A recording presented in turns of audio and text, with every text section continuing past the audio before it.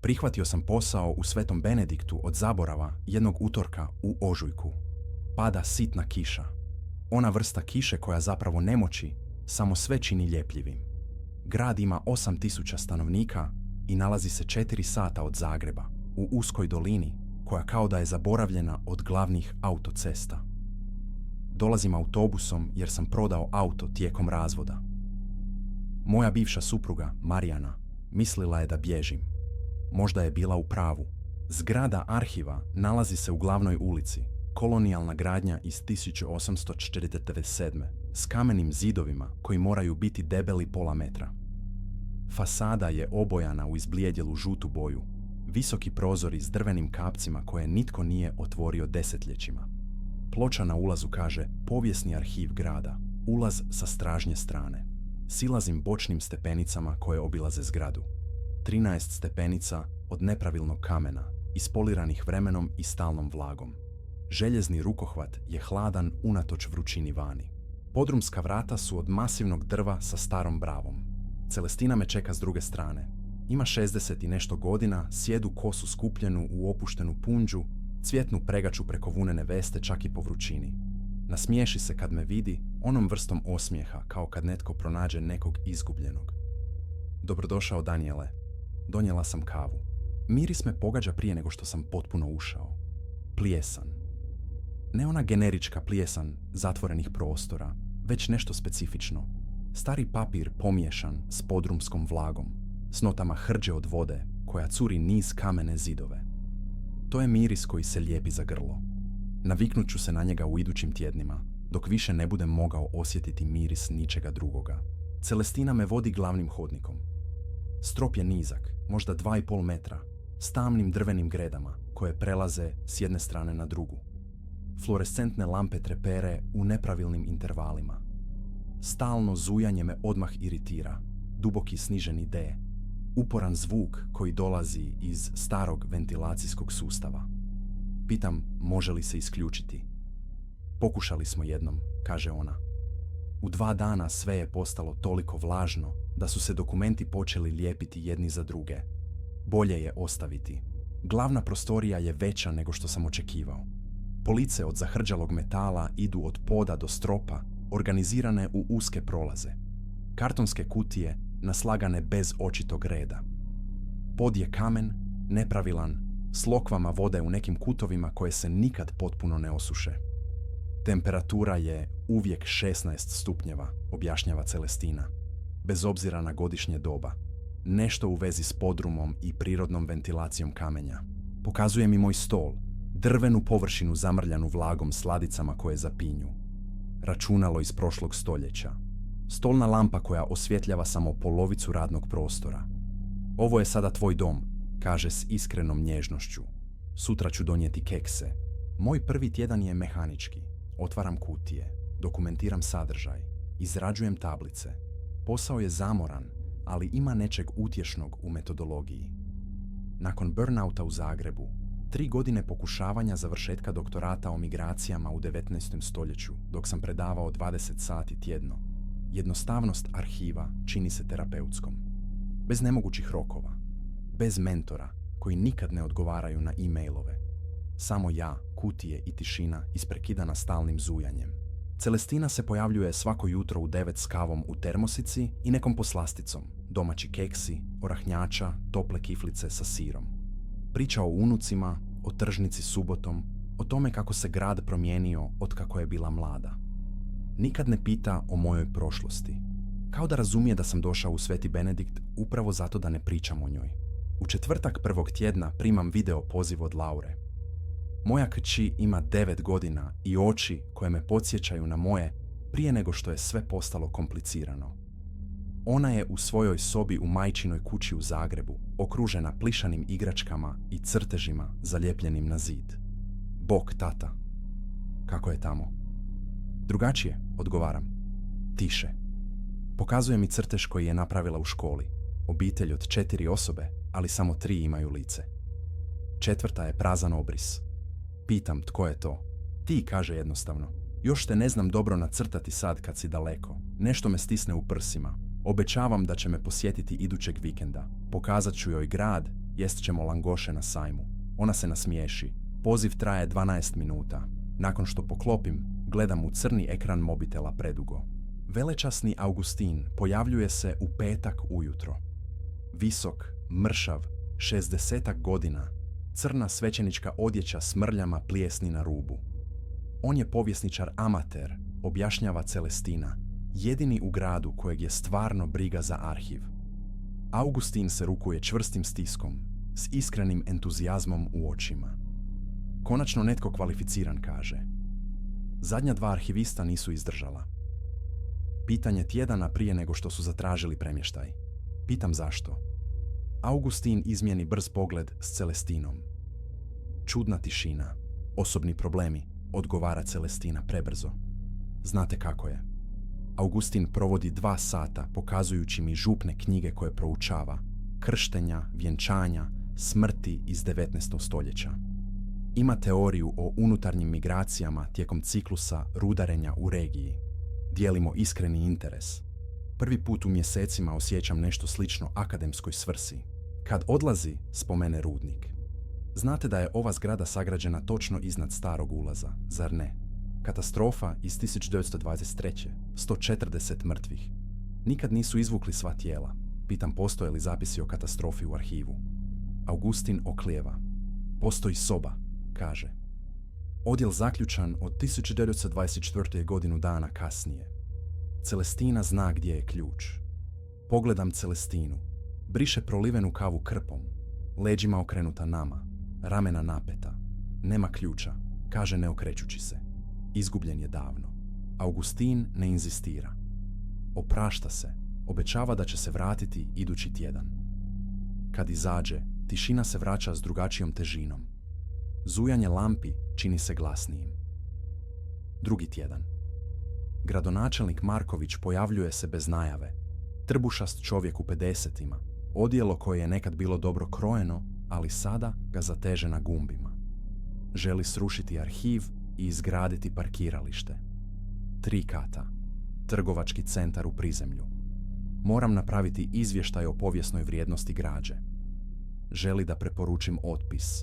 Gledajte, Daniele, kaže oslanjajući debelu ruku na moj stol. Stari papir ne plaća račune. Ovom gradu treba razvoj, razumijete? Odgovaram da moram napraviti adekvatnu procjenu. To traje. Ne sviđa mu se, ali ne može me prisiliti. Kad izađe, Celestina tiho komentira da je on 5. generacija lokalnih političara. Njegova obitelj uvijek je htjela uništiti arhiv.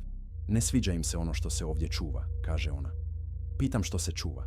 Ne odgovara. Razvijam rutinu. Dolazim u 8. Celestina donosi kavu u 9. Radim do podne. Odem na ručak u zalogajnicu na uglu. Vratim se.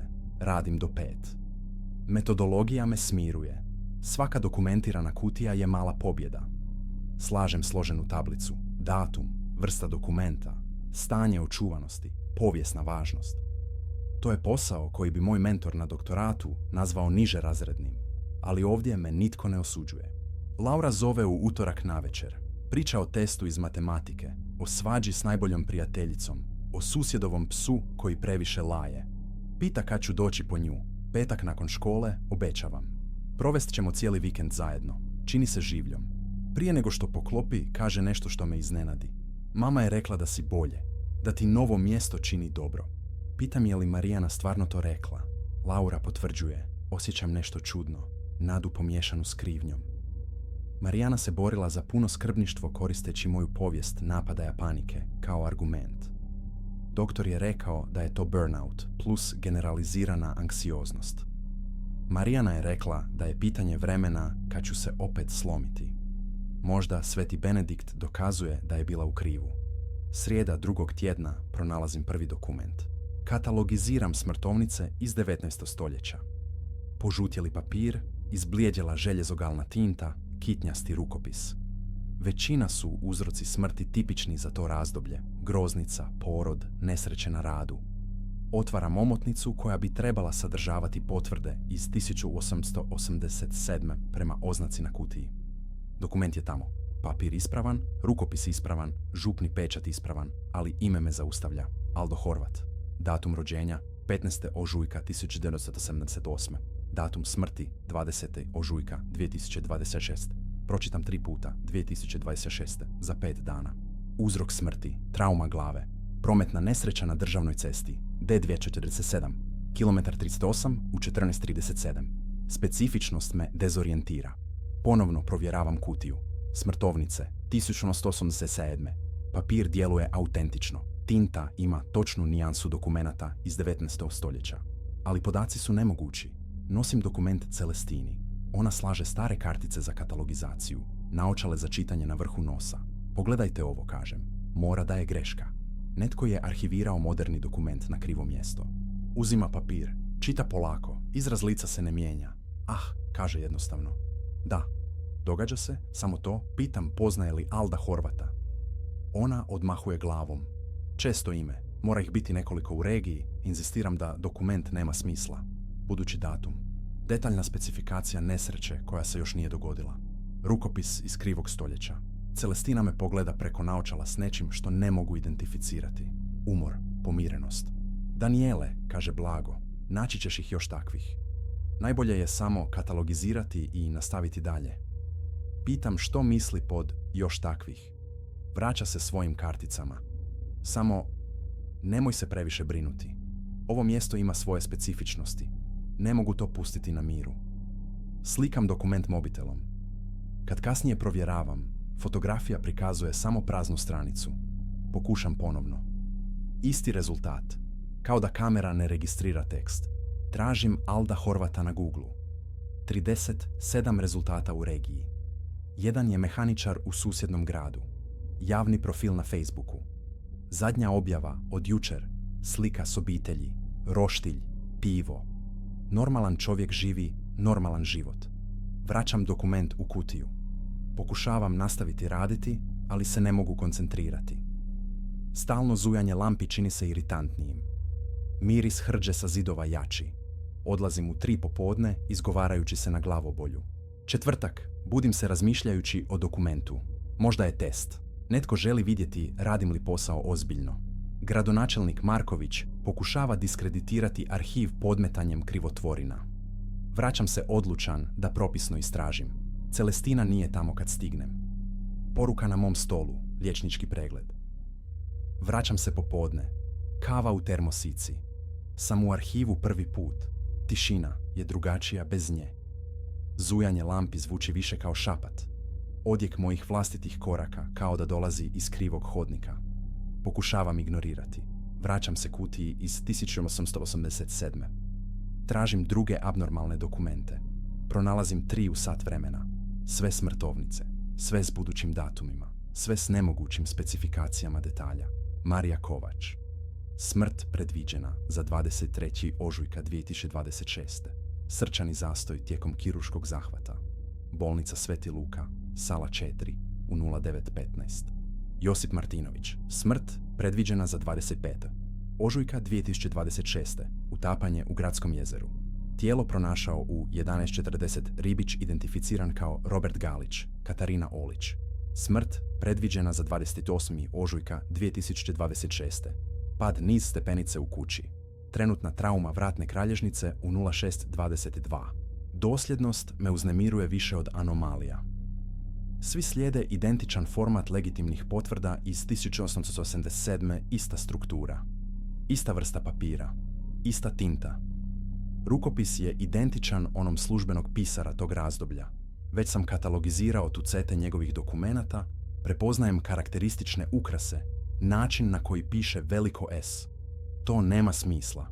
Nema nikakvog smisla. Tražim dokumente pisara. Nalazim njegov zapis u župnim arhivima koje mi je Augustin pokazao. Antun Radić. Službeni pisar od 1881. do 1923. Poginuo u rudarskoj nesreći u dobi od 46 godina. Mrtav 1923. Ove dokumente je napisao on, ali opisuju smrti u 2026. Osjećam početak napadaja panike. Disanje se ubrzava. Ruke počinju drhtati. Tehnike koje sam naučio na terapiji. 4 sekunde udisaj, 7 držanje, 8 izdisaj. Ponavljam dok ne uspijem razmišljati jasno. Mora postojati racionalno objašnjenje. Elaborirana krivotvorina. Netko je proučavao povijesni rukopis, nabavio papir i tintu iz tog razdoblja, stvorio lažne dokumente da bi što? Koji bi bio cilj? Celestina se vraća u 3. Izgleda umornije nego inače. Pitam za pregled. Samo rutinska kontrola, odgovara. Zatim primijeti dokumente razbacane po mom stolu. Tražio si, kaže. Nije pitanje. Pokazujem 4 koja sam našao. Objašnjavam nemogućnosti. Identičan rukopis čovjeka mrtvog 100 godina. Budući datumi, specifični detalji. Očekujem da će biti šokirana. Ona samo uzdahne. Sjedni, Daniele. Priprema svježu kavu. Dodaje ekstra šećer u moju kao što se radi s nervoznim djetetom. Sjeda na stolicu do mog stola, ruku isprepletenih preko pregače. Ovaj arhiv ima specifičnosti. Počinje ona. Uvijek je imao. Otkad radim ovdje, 35 godina, pronalazim takve dokumente. U početku sam i ja bila uznemirena. Odnijela sam ih tadašnjem arhivistu. Rekao je da je bolje ne razmišljati previše o tome. Pitam, kaže li ona da se takvi dokumenti pojavljuju redovito? Potvrđuje. Ne svaki dan. Ponekad prođe mjesec bez ičega. Drugi put nađem nekoliko u tjednu. Uvijek su smrtovnice. Uvijek stvarnih ljudi. Uvijek opisuju smrti koje se još nisu dogodile. I dogode se? Pitam. Smrti. Dogode se kako je opisano. Celestina gleda u svoje ruke. Duga tišina. Zujanje lampi ispunjava prostor između nas. Uvijek šapće. Koliko ja znam, uvijek. Pitam zašto nikad nije prijavila. Zašto je nastavila raditi ovdje? Zašto nije rekla vlastima? Nasmije se. Zvuk bez humora. Reći što? Da stari papiri predviđaju budućnost. Tko bi vjerovao? Već sam mislila o tome. Prije puno godina. Ali onda sam shvatila da to ne bi ništa promijenilo. Ljudi umiru u svakom slučaju. Dokument samo bilježi. Kao da se već dogodilo čak i prije nego se dogodilo. To nema smisla, ponavljam. Filozofski. Uzročno. To ne može biti stvarno. Ona ustaje, skuplja prazne šalice. Hoćeš li ostati? Većina ne ostaje. Kad shvate. Zadnja 2 arhivista zatražila su premještaj čim su našli prve dokumente. Izdržali su manje od mjesec dana svaki. Razmišljam o svojoj situaciji. Stabilan posao prvi put u godinama. Laura dolazi za vikend. Mogućnost da dokažem Marijani da mogu funkcionirati. Ako sad zatražim premještaj, opet ću izgledati nestabilno. Izgubit ću onaj mali kredibilitet koji sam ponovno izgradio. Ostat ću, kažem, ali moram ovo razumjeti.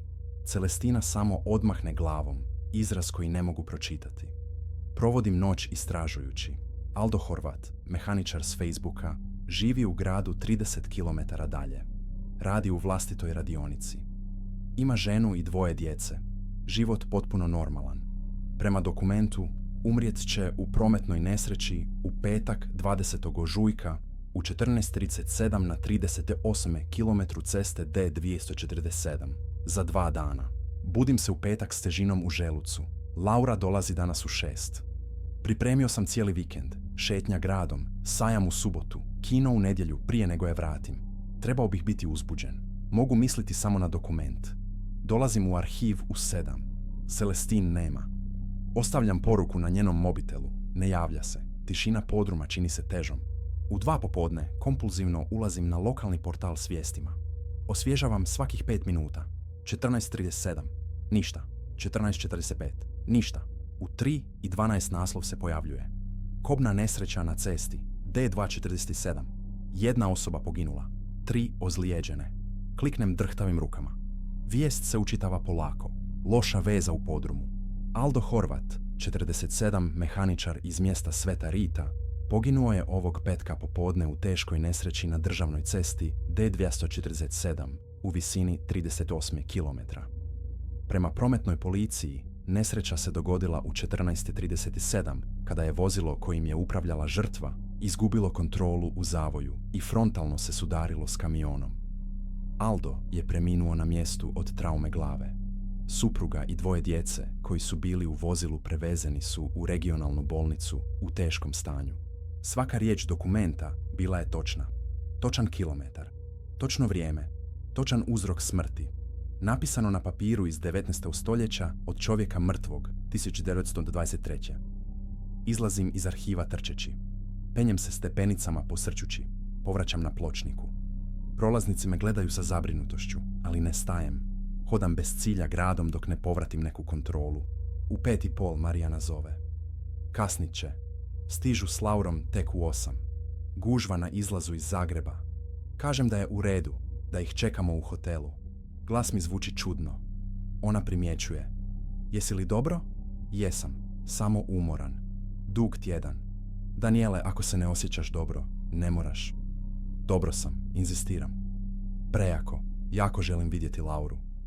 Tišina s druge strane. Zatim, blago, ok, stižemo uskoro. Stižu u 8:15. Laura iskače iz auta i zagrli me snažno. Miris dječjeg šampona i bombona od mente.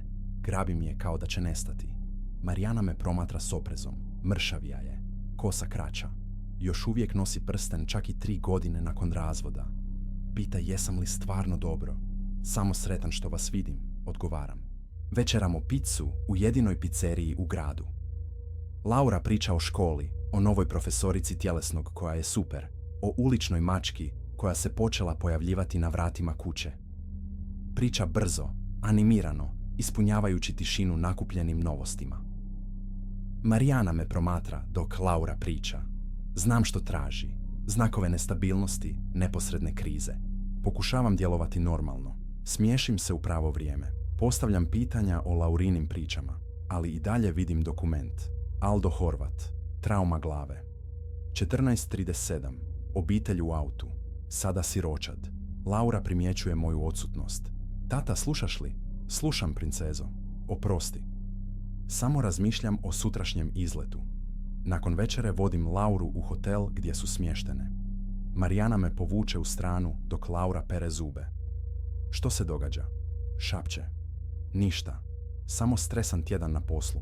Daniele, poznajem te 15 godina. Znam kad nešto nije u redu. Želim ispričati. Želim podijeliti težinu nemogućih dokumenata, predviđenih smrti, 100-godišnjeg papira koji zna budućnost. Ali znam kako će zvučati. Ludo, slom, potvrda svih njezinih briga o mojoj mentalnoj stabilnosti. Dobro sam, ponavljam, obećavam. Ne vjeruje, ali ne inzistira. Prije nego što izađem kaže, sudac će odlučiti o zajedničkom skrbništvu idući mjesec. Nemoj to upropastiti, molim te. Budim se rano u subotu, odlučan biti prisutan otac. Zaboraviti arhiv, fokusirati se na Lauru. Kupimo ih u 9. Doručak u pekari. Šetnja povijesnim centrom. Laura mojim mobitelom slika sve. Kolonijalnu crkvu, paviljon na trgu, izlog suvenirnice. U 11 prolazimo ispred zgrade arhiva. Laura pita mogu li joj pokazati gdje radim. Oklijevam. Marijana skupi oči. Sumnjičava zbog mog oklijevanja. Na kraju pristanem. Silazimo bočnim stepenicama. Vrata su otključana.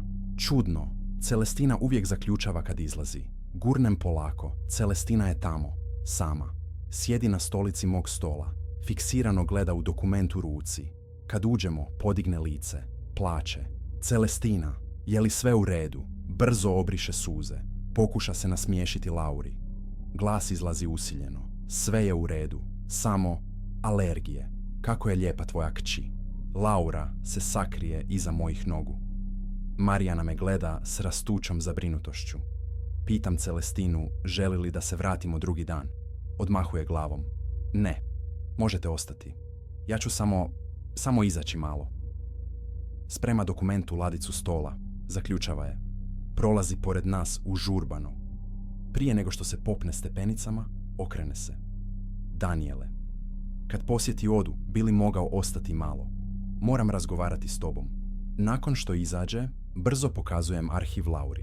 Ogromne police, naslagane kutije. Objašnjavam da organiziram povijest grada. Laura izgleda impresionirano.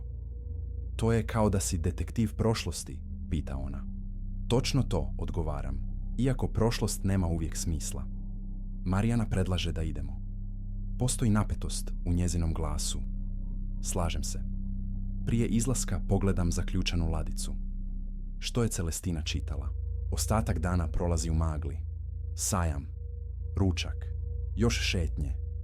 Laura kupuje lokalni suvenir za školu. Marijana ostaje srdačna, ali distancirana. U 5 ih vodim natrag u hotel. Laura me snažno zagrli. Mogu li doći opet za 2 tjedna? Naravno, princezo, uvijek. Marijana me isprati do auta. Ozbiljan izraz lica. Ona žena u arhivu, Celestina. Djelovala je uznemireno, ima teških dana. Kao i svi. Marijana prekriži ruke. Stav koji prepoznajem, slaže argument. Danijele, ako te ovo mjesto pogađa, ne pogađa me. Dobro sam. Posao je dobar.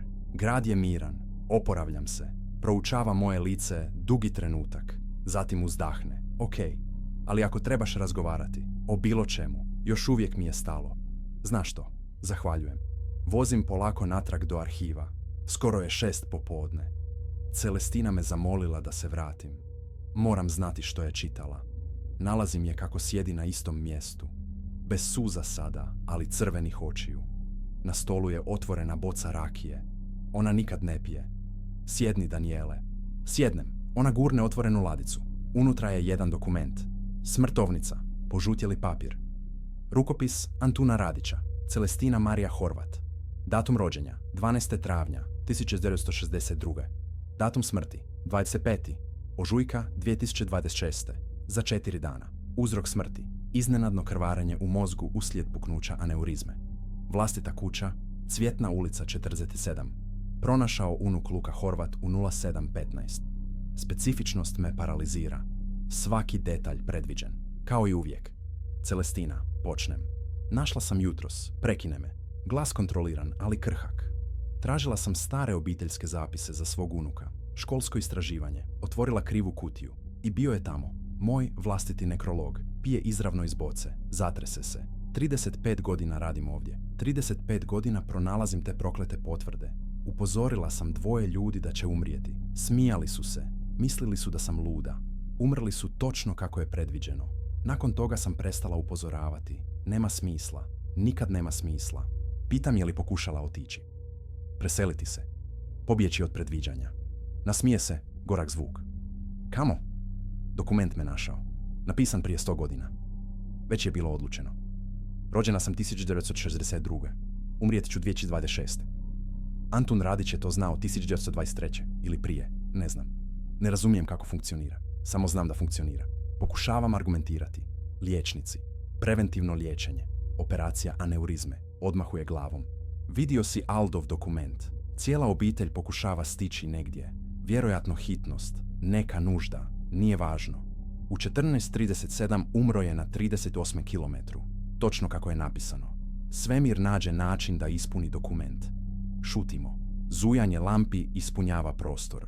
Voda curi niz zidove u nekom dalekom kutu. Zašto si ostala? Pitam konačno. 35 godina znajući to. Zašto nisi sve pustila? Celestina pogleda po arhivu. Izraz gotovo pun ljubavi. Jer netko mora brinuti o njima, o dokumentima, o zapisima. Ako gradonačelnik sruši zgradu i napravi parkiralište, ne znam što se događa. Možda stane, možda ne. Ali mislila sam da je moja odgovornost održavati ovo mjesto u funkciji. Za dobro ili za zlo. Pruža mi bocu. Pijem. Peče. Sad je tvoja odgovornost, kaže. Kad ja odem, ti odluči. Ostani ili idi kao ostali. Želim protestirati. Reći da ću naći način da je spasim. Ali riječi umiru u grlu. Jer znam. Aldo Horvat umro je točno kako je predviđeno. Sve druge dokumentirane smrti morale su se dogoditi točno kako je predviđeno. Celestina će umrijeti za 4 dana i ne mogu učiniti ništa. Idem kući. Unajmljena soba u pansionu tihe udovice. Ostajem budan cijelu noć. Pokušavam razumjeti. Pokušavam naći grešku u logici. Nedjelja koju provodim s Laurom je isforsirana. Pokušavam glumiti normalnost dok mislim na Celestinu. Marijana primjećuje moju odsutnost, ali ne komentira. Kad se opraštamo u 5, Laura me čvrsto zagrli. Volim te, tata. Vidimo se za 2 tjedna. Volim te više, princezo. Marijana mi kratko dotakne ruku prije ulaska u auto. Gesta koja je nekad značila iskrenu brigu. Zatim odu. Stojim na pločniku dok auto ne nestane u zavoju. Ponedjeljak Celestina se ne pojavljuje. Zove da kaže da se ne osjeća dobro. Provest će iduće dane s obitelji. Oprašta se bez da to eksplicitno kaže. Radim sam. Arhiv se čini praznijim bez nje, hladnijim. Zujanje lampi glasnije. Izbjegavam ladicu gdje je njezin dokument. Kao da negledanje može nešto promijeniti. Utorak, velečasni Augustin se pojavljuje. Odmah primjećuje moju napetost. Što se dogodilo? Ispričam sve. Nemoguće dokumente. Alda Horvata koji umire točno kako je predviđeno. Celestinu koja pronalazi vlastiti nekrolog. Nemoguću logiku svega toga. Očekujem da će biti šokiran. On samo zatvori oči. Duboko uzdahne. Znao sam da ćeš s vremenom otkriti. Sjedne. Moli da skuham kavu. Dok voda vrije, počinje pričati. Rudarska nesreća 1923. nije bila nesreća. Augustin kaže, barem ne na način na koji uče. Rudari su našli nešto u najdubljim tunelima. Komoru koja nije trebala postojati. Zidove prekrivene pismom koje nitko nije mogao pročitati, ali su svi razumjeli. I unutra arhive, kamene police, organizirane dokumente, zapise svega što se ikad dogodilo i svega što će se dogoditi. Nemoguće, promrmljam automatski. Rudari su pokušali ukloniti dokumente, izvući ih na površinu. Nisu uspijevali. Papir se lijepio za zidove. Kad bi forsirali, tunel se tresao. Na dan urušavanja 20 ljudi pokušavalo je probiti veći otvor u komoru. Htjeli su iznijeti sve. Cijeli rudnik se urušio. 140 mrtvih. Oni koji su bili najbliže komori nikad nisu pronađeni. Uključujući Antuna Radića, službenog pisara. Pitam kako to zna. Augustin ode do udaljene police. Vraća se sa starom kožnom mapom. Unutra su rukom pisani zapisi. Izjave preživjelih. Svjedočanstva dana tadašnjem svećeniku, ali nikad službeno zavedena. Nastavili su pisati, Augustin čita. Oni koji su ostali zarobljeni. Mogli smo ih čuti tjednima nakon urušavanja. Zvuk pera kako grebe po papiru, kao da dokumentiraju vlastitu smrt i sve što će doći poslije. Zatim tišina. Ali dokumenti se i dalje pojavljuju. U arhivu izgrađenom na ruševinama. Kao da komora još postoji negdje ispod nas i mrtvi još rade. Zatvaram mapu. Zato je arhiv zadržan. Zato je odjel zaključan godinu dana kasnije, kad su shvatili da anomalni dokumenti neće prestati. Zato gradonačelnici 5 generacija žele srušiti ovo mjesto. Jer dok god postoji, dok god netko brine o dokumentima, komora ostaje povezana. Bilježi. Predviđa. Ispunjava vlastita predviđanja. Šutimo. Zatim pitam, zašto to niste rekli prije? Jer tko to otkrije, obično ode. Zadnji arhivisti pobjegli su čim su shvatili. Celestina je ostala. Ona je hrabra. Ili pomirena. Još nisam odlučio ko je. A ti, trebam da ti odlučiš. Ostaješ ili ideš? Srijeda. Dan prije Celestine predviđene smrti. Pokušavam je posjetiti. Ne otvara vrata. Susjeda kaže da je dobro. Samo umorna. Želi biti s obitelji. Vraćam se u arhiv. Prvi put ozbiljno razmišljam o odlasku. Nazvati Marijanu. Tražiti pomoć. Priznati da se ne mogu nositi s ovim. Ali što onda? Izgubiti Lauru. Izgubiti kredibilitet. Izgubiti jedinu šansu da dokažem da mogu funkcionirati. Počinjem tražiti zaključanu sobu. Celestina je rekla da nema ključa, ali mora postojati način za ulazak. Augustin je spomenuo da je zapečaćena 1924. godinu dana nakon katastrofe. Nalazim je na kraju glavnog hodnika. Vrata od masivnog drva bez oznake. Stara brava. Isprobavam sve ključeve arhiva. Nijedan ne radi. Pokušavam silom. Drvo ne popušta. Gledam vrata neodređeno dugo. S druge strane su odgovori. Ili više pitanja. Ne znam što je gore. Četvrtak. 25. ožujka 2026. Dan Celestin smrti prema dokumentu.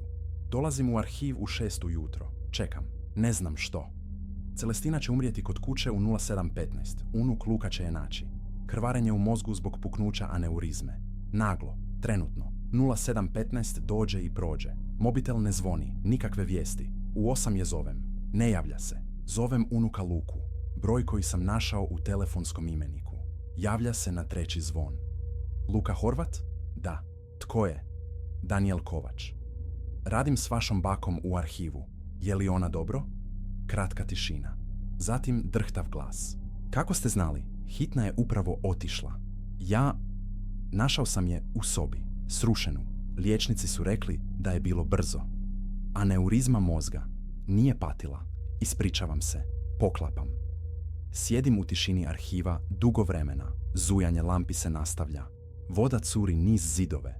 Požutjeli dokumenti čekaju katalogizaciju u naslaganim kutijama. Ništa se ne mijenja. Celestina je mrtva točno kako je predviđeno.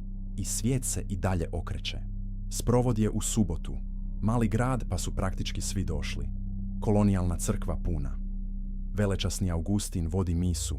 Govori o Celestini kao čuvarici priča. Kao nekome tko je posvetio cijeli život očuvanju sjećanja.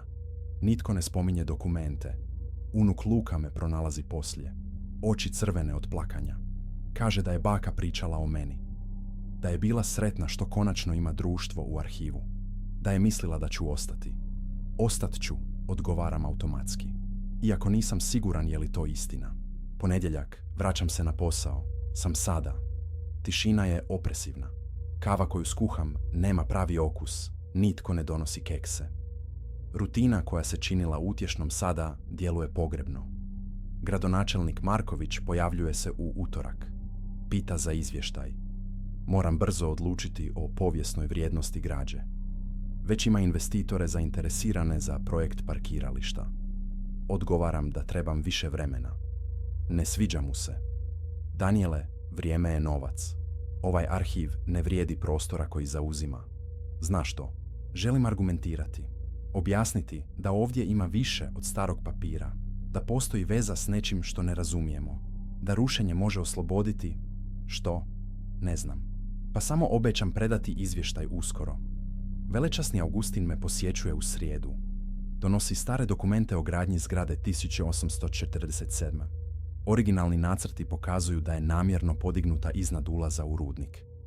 Kao da su pokušavali nešto zapečatiti. Pitam za zaključanu sobu. Zna li što je unutra? Augustin oklijeva. Teorije samo. Neki kažu da je to mjesto gdje čuvaju uznemirujuće dokumente. Drugi misle da je to direktan ulaz u stari tunel, u komoru koju su rudari našli. Svećenik koji je bio ovdje 1924. ostavio je bilješku rekavši da soba mora ostati zatvorena dok zadnja osoba ne napusti arhiv. Tada mora biti spaljena. Zašto? Nije objasnio. Samo je napisao da je nužno, da se prekine ciklus. Počinjem imati noćne more. Tuneli se urušavaju. Zvuk pera kako grebu po papiru. Antun Radić sjedi u kamenoj komori okružen dokumentima, pišući beskonačno o smrtima koje se još nisu dogodile. Budim se znojan.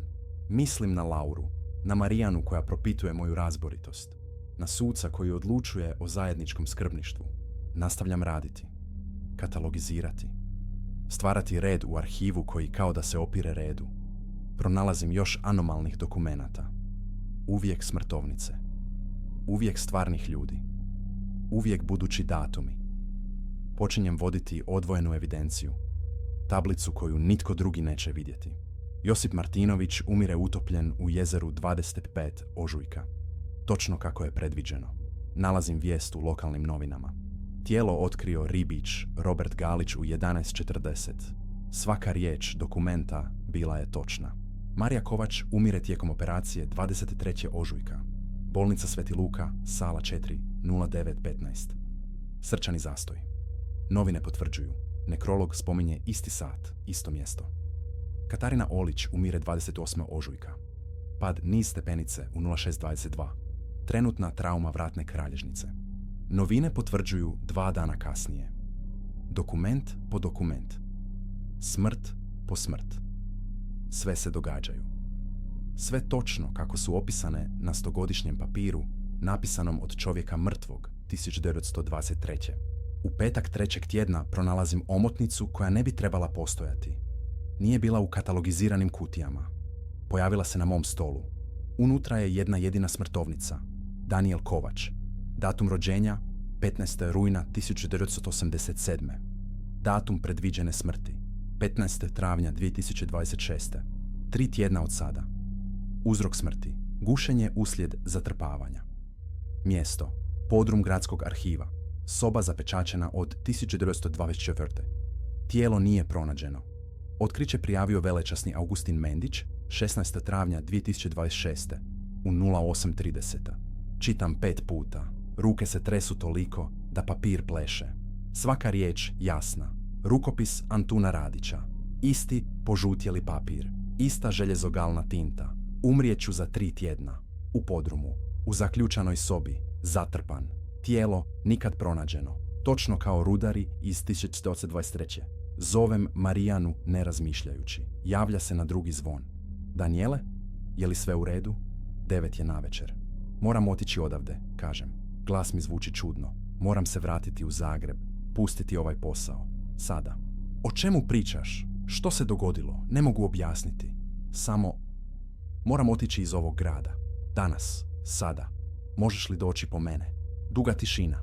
Zatim pažljivo. Danijele, imaš li napadaj panike? Ne. Da. Ne znam. Samo moram otići odavde. Ok. Diši. Sjećaš li se tehnika? 4-7-8. Idemo zajedno. Vodi me kroz disanje. 5 minuta. 10. Dok srce ne uspori.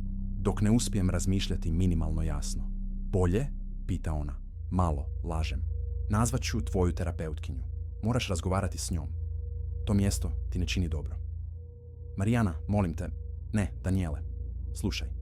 Ako te taj posao tako pogađa, nije vrijedno toga. Možemo naći drugo rješenje. Za tebe. Za Lauru. Ali ne ovako. U pravu je. Znam da je. Ali znam i da ako odem sada, ako priznam da se ne mogu nositi, gubim svaku šansu za zajedničko skrbništvo. Dokazujem sve njezine brige o mojoj stabilnosti. Laura će ostati samo s majkom. Nadzirani posjeti ako budem imao sreće. Dobro sam, forsiram. Samo težak tjedan. Stres na poslu. Odmorit ću se za vikend. Danijele, obećavam da ću biti dobro. I ako trebam pomoć, zovem, ok? Još jedna duga tišina, zatim težak uzdah. Ok, ali zovem sutra. Da provjerim. I naručit ćeš se kod terapeuta. Nema pregovora. Pristajem. Poklapamo. Gledam dokument. Moj vlastiti nekrolog. Napisan prije 100 godina. Predviđa moju smrt za 3 tjedna. Mogu otići, pobjeći. Kao ostali arhivisti. Kao svaka razumna osoba. Ali onda dokument ostaje. Predviđanje ostaje. Hoće li me naći u svakom slučaju? Kao što je našlo sve ostale. Ili funkcionira samo za onoga tko je u arhivu. Za onoga tko radi ovdje. Ne znam. Nema priručnika. Nema jasnih pravila osim dokumenti predviđaju smrti. Smrti se događaju kako je predviđeno. Uvijek. Provodim vikend u sobi pansiona. Bez jela. Bez pravog sna. Obsesivno istražujući katastrofu iz 1923. Pronalazim digitalizirane novine tog vremena. Naslovi o urušavanju. Popisi mrtvih. Antun Radić se pojavljuje. Službeni pisar. 46 godina. Tijelo nije pronađeno. 20 ljudi ukupno nikad nije pronađeno. Svi su radili u najdubljem dijelu rudnika. Onom koji je pokušavao doseći misterioznu komoru. Nakon katastrofe, ulaz u rudnik je zapečačen. Godinu dana kasnije izgradili su arhiv točno na tom mjestu. 5 godina kasnije zaključali su sobu u podrumu. Sve povezano. Rudnik. Komora. Dokumenti. Mrtvi koji nastavljaju pisati. Arhiv kao most između onoga što je bilo i onoga što će biti. I ja u sredini. Sa svojim vlastitim nekrologom na stolu. Terapeutkinja zove u ponedjeljak ujutro. Marijana je zakazala termin bez konzultacije sa mnom.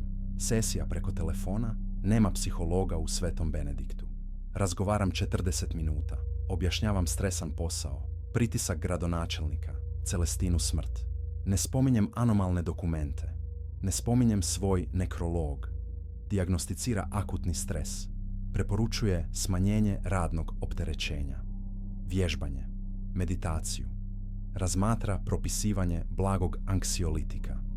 Pita, razmišljam li o tome da se ozlijedim? Ne, odgovaram iskreno. Ne želim umrijeti. Dobro, to je dobro. Ali Danijele, ako osjetiš da gubiš kontrolu, zovi hitnu. Obećavaš? Obećavam. Velečasni Augustin pojavljuje se u utorak popodne. Odmah primjećuje moje stanje. Podočnjaci. Ruke drhte. Odsutan pogled. Našao si, kaže. Nije pitanje. Pokazujem dokument. Moj nekrolog. Smrt za 3 tjedna. Čita polako. Izraz ozbiljan. Onda znaš, kaže konačno. Zašto su sagradili arhiv ovdje? Zašto ga održavaju u funkciji? Ti si sljedeći. Što? Augustin sjedne teško. Odjednom izgleda starije. Uvijek postoji jedan. Arhivist koji pronađe vlastiti nekrolog. Celestina je mislila da može izbjeći time što će biti zadnja, ostajući dok ne umre prirodno. Ali ti si se pojavio, preuzeo mjesto. Pa si sad to ti. Ne razumijem. Arhiv treba čuvara, objašnjava. Nekoga tko poznaje dokumente, tko razumije njihovu moć. Svaka generacija ima jednog. Kad taj umre, bira se sljedeći. Dokument se pojavi, predviđajući smrt u podrumu, u zaključanoj sobi, zatrpavanje kao rudari, kao da ga zovu da im se pridruži. To je ludo, kažem. Odlazim. Danas. Ostavljam sve. Augustin me samo gleda sa žaljenjem. Možeš pokušati. Nećeš biti prvi. Ali dokument već postoji. Već je napisan. 15. travnja. 3 tjedna. Bit ćeš ovdje. Neću. Odbijam. Ustaje. Stavlja ruku na moje rame. Moli, Daniele. Ne znam pomaže li, ali moli. Zatim odlazi, ostavljajući me samog s dokumentom koji predviđa moju smrt. Provodim noć, istražujući prijašnje arhiviste. Dobivam imena kroz općinske zapise. Prvi, Robert Šarić. Radio od 1995. do 1998. zatražio hitan premještaj. Poginuo u prometnoj nesreći 3 tjedna kasnije u gradu 200 km dalje. Datum smrti. Točno 3 tjedna nakon davanja otkaza. Druga, Julijana Kos. Radila od 1998. do 2001. Također zatražila hitan premještaj. Umrla od masivnog infarkta 3 tjedna kasnije. Bila je u Zagrebu. Datum smrti. 3 tjedna nakon napuštanja arhiva. Treći, Karlo Mendić. Radio od 2001. do 2024. 23 godine. Duže od bilo koga drugog. Umro prirodnom smrću. Rak, ali u Svetom Benediktu. Nikad nije pokušao pobjeći. Celestina je radila s Karlom. Preuzela kad je umro. Ostala jer je znala da bijeg ne funkcionira. Da dokument ispunjava predviđanje bez obzira na udaljenost. 3 tjedna nakon pronalaska nekrologa osoba umire. Uvijek. Pronalazim uzorak. Svaki arhivist koji je pokušao pobjeći umro je točno 3 tjedna kasnije na drugom mjestu. Ali Karlo je ostao. Živio desetljećima. Umro star od bolesti. Možda je ostanak preživljavanje. Prihvaćanje uloge. Briga o dokumentima. Postati čuvar do prirodne smrti godinama kasnije. Ali moj dokument kaže smrt za 3 tjedna. Zatrpavanje. Podrum. Zaključana soba. Osim ako dokument može biti u krivu. Prvi put. Jedina mogućnost preživljavanja je dokazati da nisu nepogrešivi. Ali kako? Svi ostali ispunili su predviđanja savršeno. Aldo Horvat, Marija Kovač, Josip Martinović, Katarina Olić, Celestina. Stotine tijekom desetljeća. Dokumenti nikad ne griješe. Osim što nitko nikad nije aktivno pokušao promijeniti rezultat. Celestina je prihvatila. Karlo je prihvatio. Drugi su pobjegli, ali nesreća ili bolest ih je sustigla. Nitko se nije suočio izravno. Odlučujem, neću bježati, ostat ću, ali neću prihvatiti. 15. travnja. Smrt zatrpavanjem. Zaključana soba. Tijelo nije pronađeno. Da bi se to dogodilo, moram ući u sobu. Moram biti tamo u pravom trenutku. Moram surađivati s vlastitom smrću. A što ako jednostavno ne uđem? Što ako 15. budem daleko od arhiva potpuno? Odem u drugi grad. Provedem dan u Zagrebu s Laurom. Nemoguće umrijeti zatrpan u zaključanoj sobi ako nisam ni blizu zgrade. Jednostavan plan. Možda prejednostavan. Ali jedini način koji vidim da prekinem ciklus. Laura zove u srijedu navečer. Idući posjet je vikend 12. 3 dana prije datuma predviđenog za moju smrt. Savršeno. Mogu otići po nju. Provesti vikend. Ne vratiti se. Ostati u Zagrebu do 16. Tada fatalni datum prolazi i dokument je u krivu. Razgovaramo sat vremena. Priča o testu iz prirode koji je dobro prošao. O riješenoj svađi s najboljom prijateljicom. O želji da me vidi. Njezin glas me sidri. Podsjeća zašto moram preživjeti. Kad poklopimo, pripremam sve. Radit ću normalno do 11. 12. idem po Lauru, ne vraćam se. Ostajem s njom do 16. Vraćam se samo po stvari i dati obavijest. Napuštam arhiv. Vraćam se u Zagreb. Tražim posao tamo. Zajedničko skrbništvo ili ne, moram biti blizu svoje kćeri. Dokument je u krivu. Mora biti. Četvrtak radim s obnovljenom svrhom. Katalogiziram. Organiziram. Kao da dokazivanje da sam dobar arhivist može nešto promijeniti. Pronalazim još anomalnih dokumenata, ali ne čitam.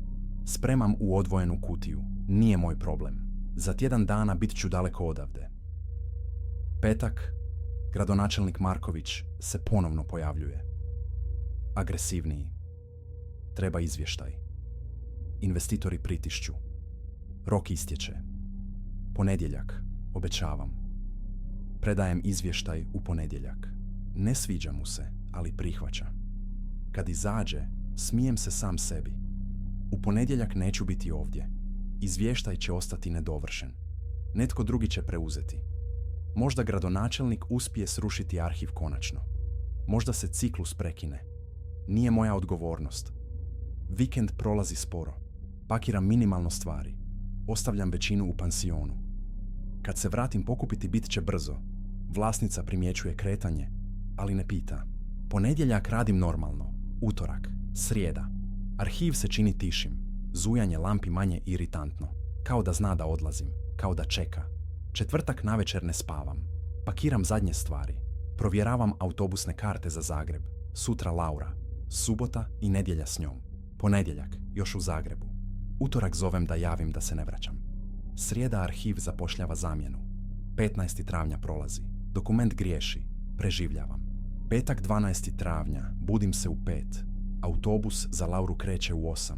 Odlučujem svratiti u arhiv zadnji put. Uzeti neke osobne dokumente. Tablice koje sam napravio.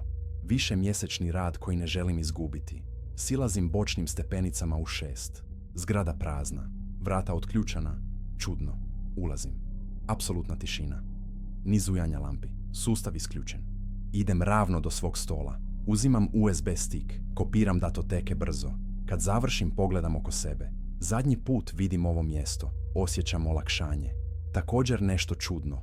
Gotovo kao krivnju. Kao da napuštam odgovornost. Glupost. Ne dugujem ništa ludom arhivu s nemogućim dokumentima. Okrenem se da izađem. Vrata zaključane sobe su otvorena. Nemoguće. Bila su zatvorena. Uvijek su bila. Nitko nema ključ. Ali širom su otvorena. Potpuni mrak s druge strane. Drugačiji miris dolazi iznutra. Jači od normalne plijesni. Metalni. Hrđavi. Miris koji prepoznajem s dokumenata koji su predviđali smrti. Neću ući. Apsolutno ne. To je točno ono što dokument predviđa. Ući u sobu. Biti zatrpan. Neću. Ali znatiželja me vuče. Što je unutra? Što su zapečatili 1924. Ulaz u tunel. U komoru gdje su rudari našli dokumente. U mjesto gdje Antun Radić i drugih 20 još pišu. Uzimam baterijsku lampu sa stola. Približavam se vratima. Samo pogledati. Ne ulaziti. Samo provjeriti što je tamo nakon desetljeća zatvorenosti. Unutrašnjost je uzak hodnik. Zidovi od prirodnog kamena. Nezavršna obrada ostatka arhiva. Sirova stijena. Drevna. Spušta se pod blagim kutom. Kao rudnički tunel. Napravim korak. Zatim drugi. Lampa osvjetljava 5 metara ispred. Hodnik se nastavlja. Vlažni zidovi. Stalno kapanje. Metalni miris jači. Još koraka. 10 metara unutra. 20. Trebao bih se vratiti. Znam da bih trebao. Ali nešto je ovdje. Nešto što su svi čuvali 100 godina. Nešto što objašnjava sve. 30 metara. Hodnik se otvara u komoru. Kružnu. Nizak strop. Zidovi potpuno prekriveni kamenim policama. A na policama dokumenti. Tisuće. Deseci tisuća. Požutjeli papir. Željezogalna tinta. Organizirano pedantno. U središtu komore. Kameni stol. A oko stola kosturi. Njih 20. Sjede u položajima za pisanje. Neki još drže sasušena pera. Odjeća raspadnuta, ali prepoznatljiva. Uniforme rudara s početka 20. stoljeća. Antun Radić je tamo. Prepoznajem ga po prstenu na ruci. Simbol službenog pisara koji sam vidio na starim fotografijama. Kostur pognut nad stolom. Kosti desne ruke pozicionirane kao da još piše. Približavam se drhteći. Stol je prekriven dokumentima. Svi noviji. Datumi iz 2026. Travanj 2026. Smrtovnice još ne napisane. Smrti koje se još nisu dogodile. Uzimam jednu. Laura Kovač. Moja KČI. Datum rođenja točan. Datum smrti 15. travnja 2026. Danas. Uzrok smrti autobusna nesreća. Autocesta A1 km 67 prevrtanje u 11:23. Više ozlijeđenih. Jedna smrt, maloljetnica od 9 godina, identificirana kao Laura Kovač. Ne, uzimam drugi dokument. Marijana Kovač. Datum smrti 15. travnja 2026. Ista nesreća. 11:23. Više ozlijeđenih uključujući 2 smrtne žrtve. Ne. Razumijem. Konačno razumijem. Moj nekrolog predviđao je smrt ovdje. Zatrpavanje. Tijelo nije pronađeno. Da me zadrži u arhivu. Da me spriječi da odem po Lauru. Jer ako odem, ako je pokupim onako kako sam planirao, bit ćemo u autobusu. Autocesta A1. 11:23. Nesreća. Ona umire. Marijana umire. Dokument je predvidio moju smrt ovdje da bi me spasio od njih. Da bi spasio Lauru. Ili me dokument prisiljava na izbor. Moj život ili njihov. Jer ako izađem, nesreća se događa. Ako ostanem, one žive, ali ja umirem. 3 tjedna. Nije više važan datum. Važan je izbor. Čujem zvuk iza sebe. Škripanje kamena. Okrenem se. Hodnik se urušava. Stijene padaju. Blokiraju izlaz. Zemlja curi. Cijela struktura se trese. Trčim. Lampa se ljulja. Kamenje pada sve brže. Skoro dosežem hodnik kad strop popusti. Zadnje što vidim je lavina zemlje i kamena. Mrak. Budim se ne znajući koliko je vremena prošlo. Zarobljen. Stijene na meni. Disanje otežano. Prašina guši. Pokušavam se pomaknuti. Nemoguće. Lijeva ruka savijena pod krivim kutom. Boli. Mobitel u džepu. Uspijevam ga dohvatiti desnom rukom. Ekran napuknut ali radi. 07:43. Sat i 40 minuta otkad sam ušao. Nema signala. Podrum. Urušeni tunel. Nitko ne zna da sam ovdje. Vlasnica pansiona će primijetiti s vremenom. Velečasni Augustin možda. Ali kada? Dani. Tjedni.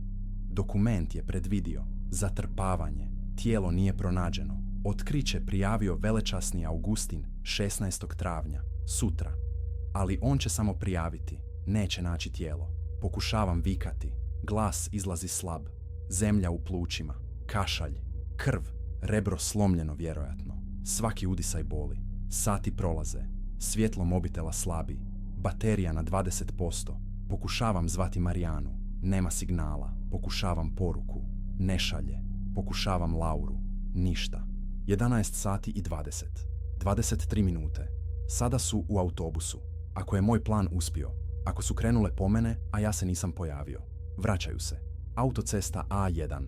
Kilometar 67, 11:23.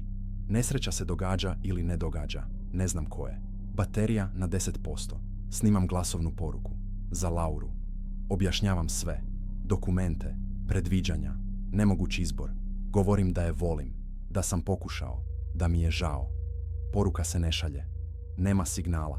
Spremljeno na mobitelu. Možda netko nađe. S vremenom. Baterija na 5%. Zadnje što radim je postavljam alarm. Da zvoni svakih sat vremena. Čak i bez signala. Da znam koliko vremena prolazi. Da zadržim zdrav razum. Zatim potpuni mrak. Tišina osim teškog disanja.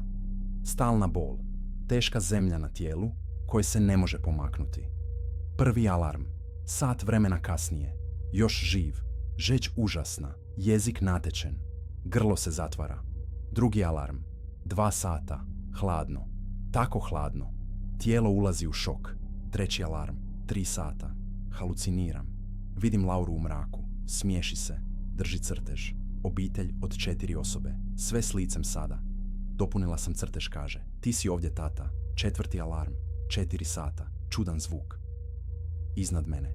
Iskopavanje. Zamišljam ili stvarno? Glasovi u daljini. Velečasni Augustin zove moje ime. 5. alarm. 5 sati. Svjetlo. Stvarno. Lampa uperena u mene kroz mali otvor. Augustin viče da me našao. Vatrogasci dolaze. Izdrži. Spašavanje traje 2 sata. Uklanjaju kamenje pažljivo. Struktura nestabilna. Rizik od potpunog urušavanja. Konačno me izvlače. Tijelo slomljeno. Ruka, rebra, noga vjerojatno. Ali živ. Hitna. Bolnica. Operacija. 3 dana bez svijesti. Budim se. Bijela soba. Miris dezinficijensa. Laura pored kreveta. Spava na neudobnoj stolici. Kosa raščupana. Mala ruka drži moju. Živa. Živa je. Marijana ulazi s kavom. Vidi da sam se probudio. Oči se pune suzama. Trči do kreveta. Laura se budi. Grli me plačući. Boli zbog rebara, ali nije me briga. Dobro ste, šapćem. Autobus. Nesreća. Marijana namršti čelo. Kakva nesreća? Čekale smo te na autobusnoj stanici. Nisi se pojavio. Zvale smo 1000 puta. Velečasni Augustin nas je na kraju našao. Rekao je da si u arhivu. Da trebaš hitnu pomoć. Vatrogascima su trebali sati da te izvuku. Nije bilo nesreće? Pitam. Autobus. Autocesta A1. Kilometar 67. 11:23. Marijana mi dodirne čelo. Vrućica? Buncaš. Laura me zagrli jače. Mislila sam da ću te izgubiti, tata. Nikad, princezo. Nikad. Velečasni Augustin ulazi. Izraz ozbiljan. Moli da razgovara sa mnom na samo. Marijana i Laura izlaze nevoljko. Ušao si u sobu, kaže. Nakon što sam upozorio. Zašto? Pokazujem mobitel. Još s malo baterije. Slike koje sam slikao dokumenata. Laura, Marijana. Predviđanje njihovih smrti. Nesreća u 11:23.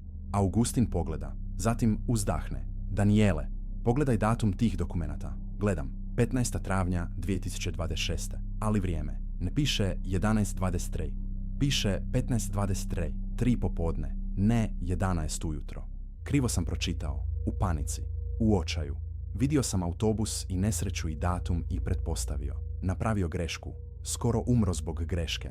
Augustin sjedne na stolicu koju je Laura zauzimala. Dokumenti pokazuju istinu, ali na nama je da interpretiramo ispravno. Vidio si ono čega si se bojao, ne ono što je pisalo, i skoro platio životom. Pitam za 15:23 onda. Što se dogodilo? Odmahuje glavom. Ništa. Laura i Marijana bile su sa mnom u bolnici čekajući vijesti o tebi. Nikakva nesreća. Dokument je bio u krivu prvi put. Ili si promijenio rezultat jednostavno ne bivajući tamo gdje si trebao biti. Ostajem u bolnici tjedan dana. Višestruki prijelomi, ali oporavit ću se. Marijana i Laura ostaju u gradu. Posjećuju svaki dan. Razgovaramo. Stvarno razgovaramo prvi put od razvoda. Objašnjavam sve. Dokumente. Predviđanja. Komoru. Izbor koji sam mislio da moram napraviti. Ona sluša.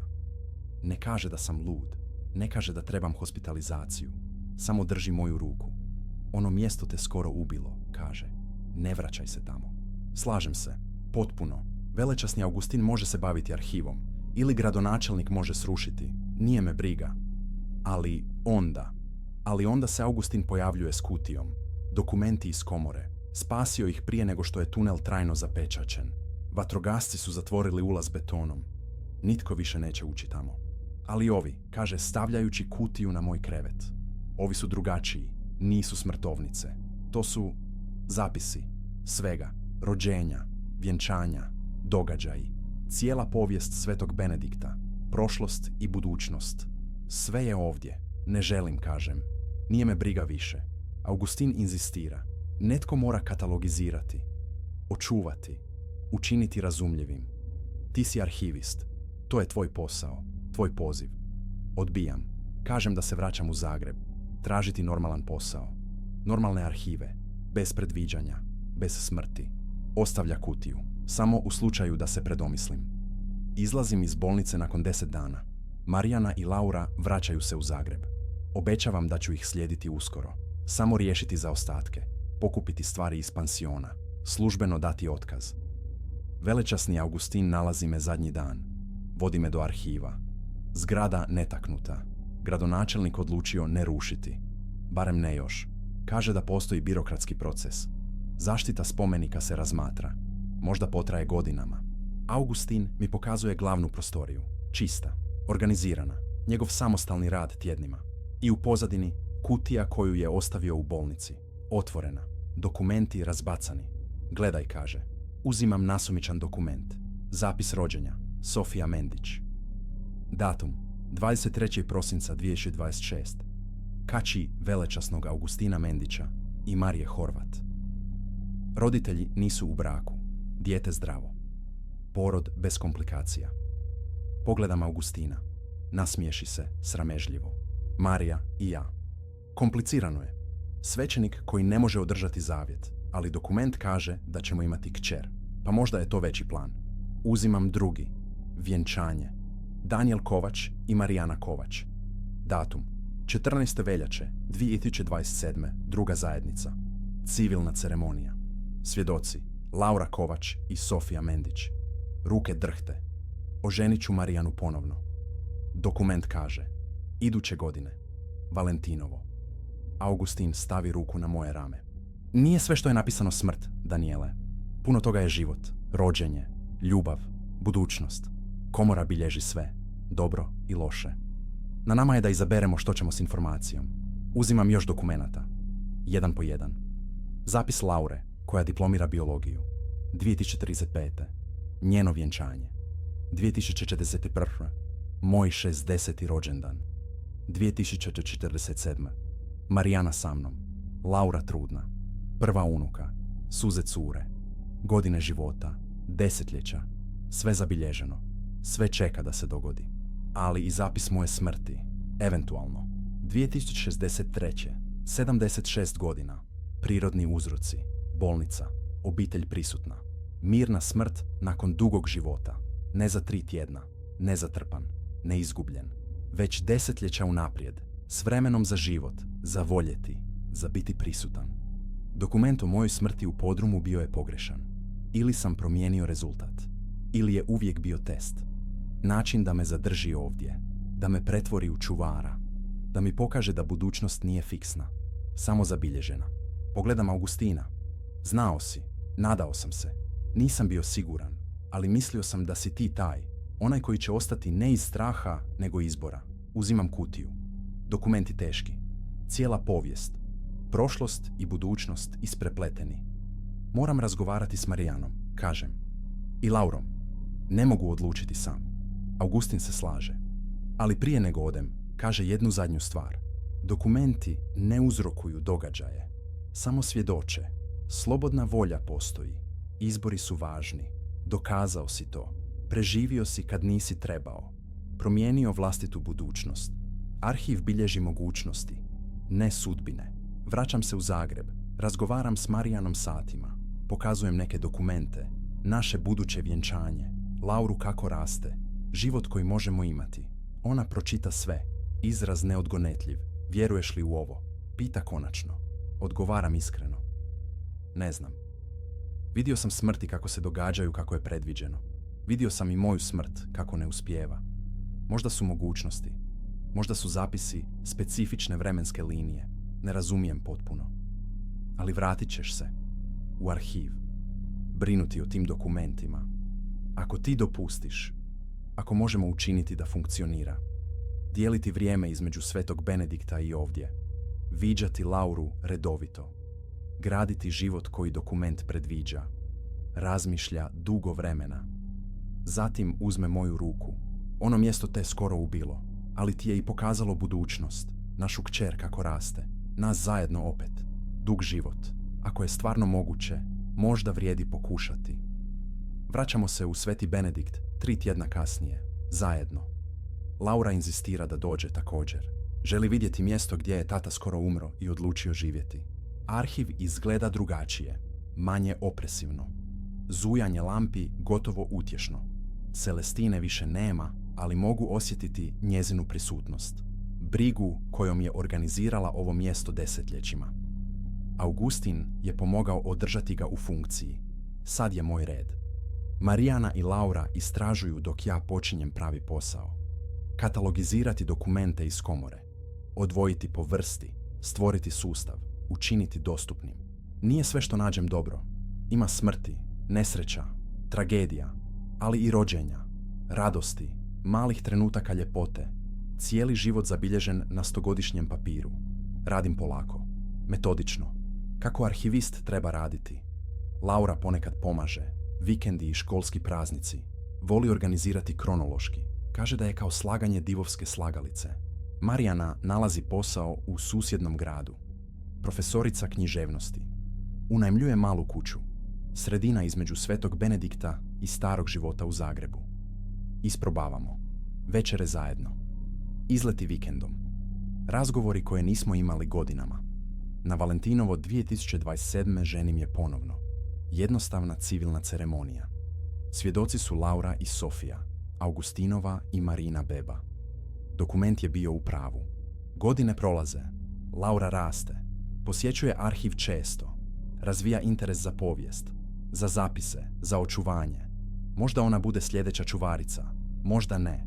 Budućnost ostaje nenapisana čak i kad je zabilježena. Gradonačelnik Marković umire 2029. Nasljednik nema interesa za rušenje arhiva. Proces zaštite se nastavlja. Struktura je očuvana. Tunel ostaje zapečaćen. Komora ispod nastavlja postojati. Mrtvi rudari ostaju tamo, odmarajući konačno. Novi dokumenti se povremeno pojavljuju. Ne znam kako. Ne propitujem. Samo katalogiziram, arhiviram, čuvam. To je moj posao, moj izbor, moj život. Sada sam ovdje. Podrum koji je skoro bio moj grob. Okružen papirom koji bilježi prošlost i budućnost. Ne znam predviđaju li dokumenti ili samo sugeriraju. Ne znam postoji li slobodna volja ili slijedim scenarij napisan desetljećima prije nego sam rođen. Ali znam da je Laura živa. Marijana je sa mnom. Imam godine ispred sebe. Desetljeća. Cijeli život zabilježen, ali još neproživljen. Možda je dovoljno. Poznavati moguću budućnost, ali živjeti sadašnjost. Prihvatiti misterij. Brinuti o zapisima. Biti čuvar ne sudbine, već mogućnosti. Ovo mjesto ima specifičnosti. Uvijek će imati. Ali naučio sam živjeti s njima. Unutar njih. Kroz njih. I kad moj čas dođe, 2063. prema dokumentu, 76 godina, prirodni uzroci, nadam se da će netko nastaviti. Laura možda, ili Sofija, ili drugi arhivist koji još nije rođen. Jer arhiv mora postojati. Ne da kontrolira budućnost, već da joj svjedoči. Da zabilježi da smo bili ovdje, da smo živjeli, da smo voljeli, da smo imali izbor čak i kad se činilo da nemamo. Dokumenti su tihi svjedoci, svega što je bilo i svega što će biti. I netko mora brinuti o svjedocima. Taj netko sam ja. Po izboru, po potrebi. Iz ljubavi prema čudnom arhivu u malom gradu koji me skoro ubio i na kraju me spasio. I ako slušate ovo, ako ste našli ovu snimku na neki način, znajte. Postoje mjesta gdje se prošlost i budućnost dodiruju. Gdje mrtvi još pišu, a živi još mogu birati. Sveti Benedikt od zaborava je jedno od tih mjesta. Gradski arhiv je portal. Dokumenti su most. Uđite ili ne. Izbor je vaš. Uvijek je bio. Ali ako uđete, zapamtite. Poznavati budućnost ne znači prihvatiti je. Znači imati šansu promijeniti je. Ili potvrditi je. Ili joj jednostavno svjedočiti. Ja sam izabrao svjedočiti. I živjeti. I voljeti. Unatoč dokumentima. Zbog njih. S njima. Ovo je moja priča. Moje svjedočanstvo. Moj zapis. I kad nađete svoj vlastiti dokument, a s vremenom ćete ga naći, ako ostanete dovoljno dugo, nadam se da ćete i vi izabrati život. Nije važno što piše. Jer na kraju dokumenti bilježe mogućnosti. Ne sudbine. A mogućnost je sve što trebamo da nastavimo.